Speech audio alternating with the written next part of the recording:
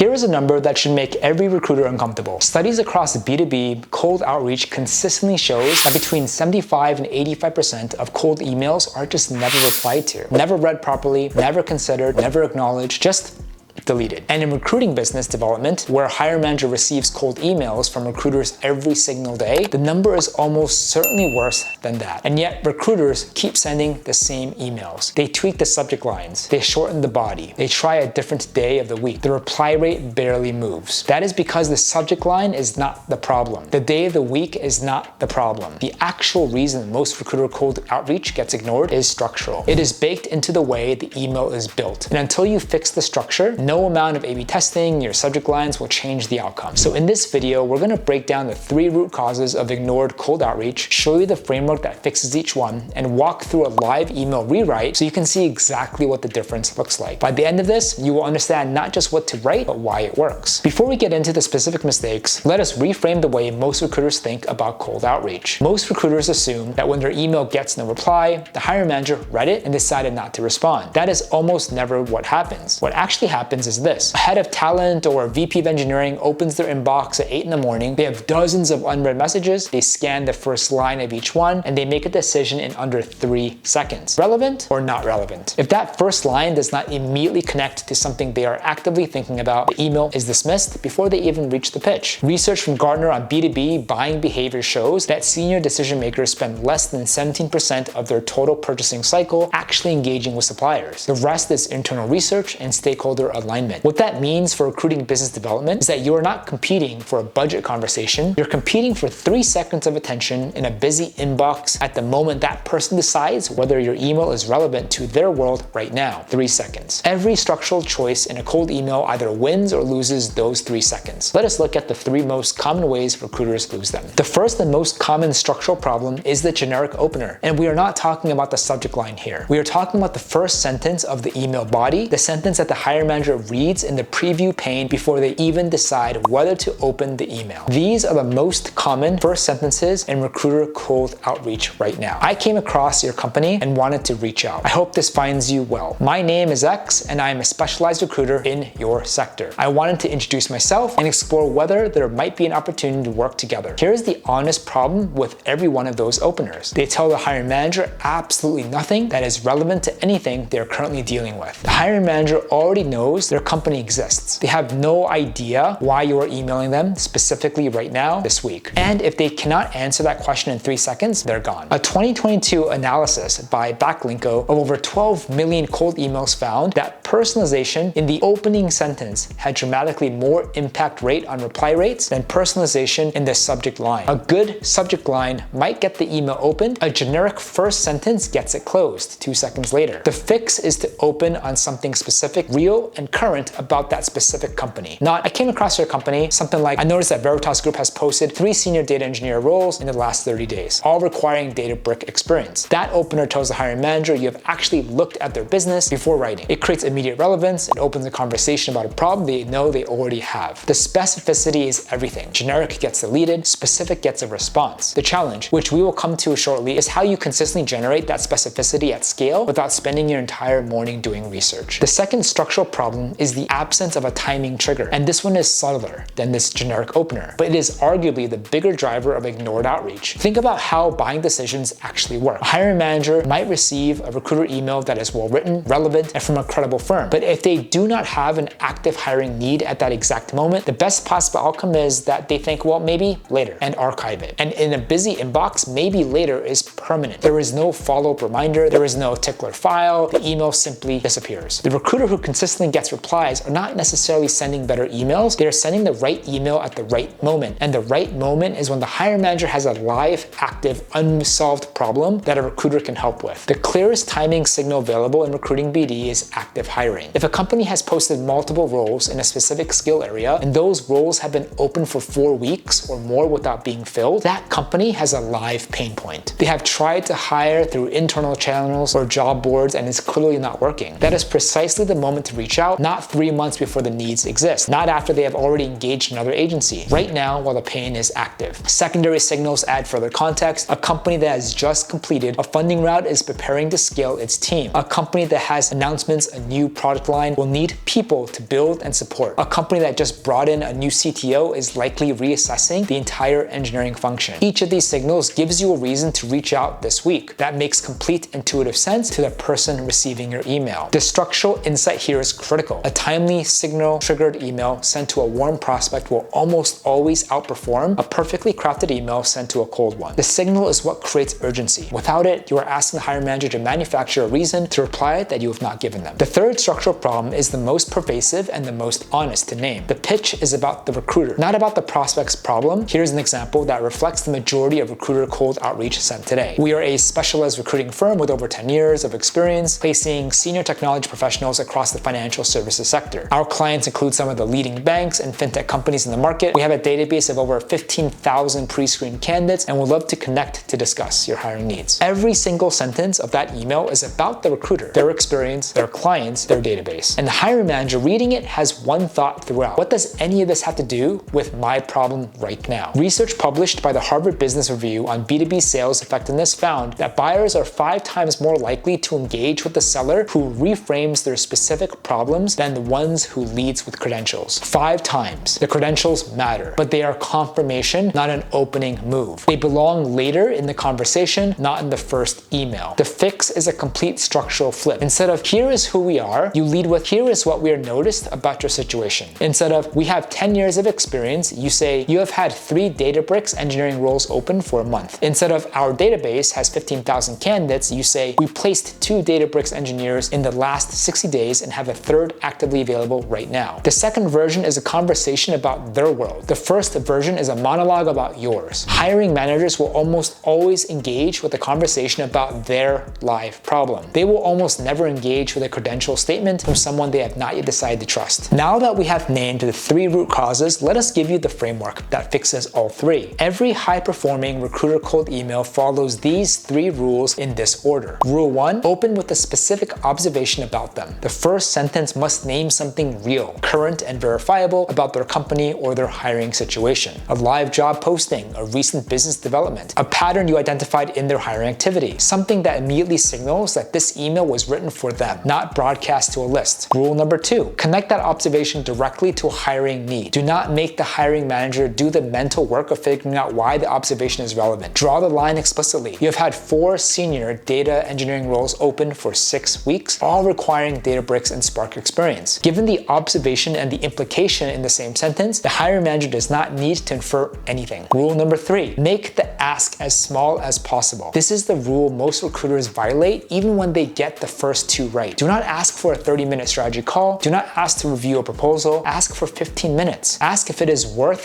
a quick conversation. The smaller the ask, the lower the friction, the easier it is to say yes. You expand the relationship once you are inside it, not before. Those 3 rules combined produce a consistent structure. Open on their world, name their problem, request the lowest reasonable commitment. That structure is what separates a 2% reply rate from a 15 to 25% reply rate. Not the subject line, the structure. Now, let us make this concrete. Here are 2 versions of the same recruiter email. The first is the version most hiring managers receive. The second is what happens when you apply all 3 rules and lead with real signal intelligence. Version 1, the generic approach. Hey Sarah, I hope you're well. My name is James, and I'm a specialist technology recruiter based in London. We work with financial services and fintech businesses to help them source senior engineering talent. We have a strong network across data engineering, cloud infrastructure, and software development. I would love to learn more about your hiring needs and explore whether there might be an opportunity to work together. Would you be open to a call this week? That email has every structural problem we identified. Generic opener with no specificity, no timing signals or reason why now, a self-focused pitch built around credentials, and a vague high-friction ask. Version 2, the signal-led approach. Hi Sarah, I noticed that Meridian Capital has posted 4 senior data engineering roles in the last 3 weeks, all requiring Databricks and Spark at scale. If those are proving difficult to fill through those standard channels, it is likely because that combination is genuinely scarce in the market right now. We have placed 3 engineers with exactly that profile in the last 60 days and have 2 more actively considering moves this quarter. Worth 15 minutes to see if there is a fit? Happy to send their profiles over if that is easier. Same recruiter, same market, same core offering, completely different structure. structure. The second email opens on a specific verifiable observation about Meridian Capital's actual situation. It names the likely problem without being asked. It offers proof through specifics rather than credentials. And the ask is small enough that saying yes requires almost no commitment. The difference in reply rate between those two emails is not marginal. It is the difference between outreach that gets ignored and outreach that starts conversations. And the key that makes the second version possible is having the signal intelligence to write that opening line in the first place. Here is the practical problem with everything we've just walked through. Writing version 2 of that email requires a lot of research. You need to know that Meridian Capital has those 4 roles open. You need to know how long they have been open. You need to know the specific technical requirements, and if you are sending 20 or 30 of these emails a week to different companies in your target market, that research alone takes 2 to 3 hours every single morning before you've written a single word. That is the problem that Flynt was built to solve at the structural level. Flynt runs AI agents that work overnight 24/7. In your target market, you define your criteria once, the sectors you recruit in, the decision maker titles you want to reach, and the company size, the geography, industry, etc. From that point, your agent runs automatically. Every morning, it has already identified which companies in your market are actively hiring right now, what specific roles are, how long they've been open, what the hiring pattern suggests about the company's current needs. But Flynt goes further than just surfacing the signal. For every lead it identifies, it generates 3 distinct personalization hooks built from different layers of intelligence. The first is a company hook drawn from recent business news, funding activity, partnerships, or market development specific to that company. The second is a lead hook drawn from the decision maker's own career background, professional history, and LinkedIn activity. The third is a job hook drawn from the specific language and requirements in the active job posting itself. Those 3 hooks are the intelligent layers that turn a generic email into version 2. They give you the specific observation for rule 1, the hiring context for rule 2, and the proof point to make the small ask feel credible. Every lead arrives pre-researched, pre-scored against your criteria, and pre-equipped with the personalization angles you need to write an email that wins those 3 seconds. The recruiters using Flynt are not spending their mornings on research, they are spending their mornings in conversations. That is the compounding advantage that builds a consistent client pipeline over time. There is a link in the description to start a free trial. Your first agent is set up within 5 minutes and your first lead list arrives shortly after. The single most important thing to take from this video is not a template. The templates are part of the problem. The thing to take from this is the principle underneath the framework. The reply is not about persuasion, it is about relevance. When a hiring manager reads an email and thinks this person has actually looked at what we're dealing with right now, the reply is almost automatic. When they read an email and think that this is another recruiter introducing themselves, it is gone in 3 seconds. Specific beats generic. Signal beats cold. A small ask beats a big pitch. Get those 3 things right and the reply takes care of itself. If this video was useful, subscribe to the channel. We publish recruiting business development content every week. Frameworks, tool breakdowns, outreach tactics, and honest data on what is actually working for recruiters building consistent client pipelines in 2026. See you on